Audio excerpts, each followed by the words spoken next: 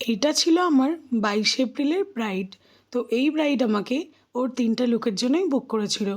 তো এখানে আমি সকাল, সকাল ঘুম থেকে উঠে আমি ওর হলদি লুকটা করার জন্য বেরিয়ে পড়লাম।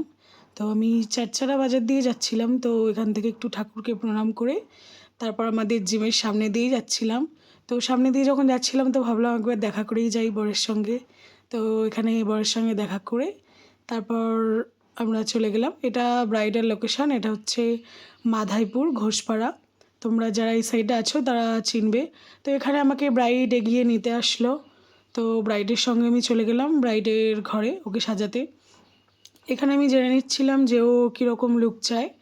ও আমাকে বলেছিল যে তুমি তোমার পছন্দ মতোই করো, আমি তোমার কাজ দেখেছি, আমি জানি তুমি খুব ভালো সাজাবে, যে এই জন্যই তোমাকে আমি মানে আমার 3টে লুকের জন্য বুক করেছি।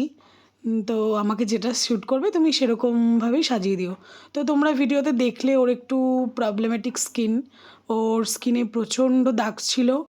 তো ওর এটা নিয়ে একটু মন খারাপ ছিল। ওকে আমি বলেছিলাম যে তুমি চিন্তা করো না, আমি মেকআপ দিয়ে তোমার দাগ সব ঢেকে দেবো। তো ও ফাইনাল লুকটা পেয়ে যে কত খুশি সেটা রিভিউ আমি পরে পোস্ট করব।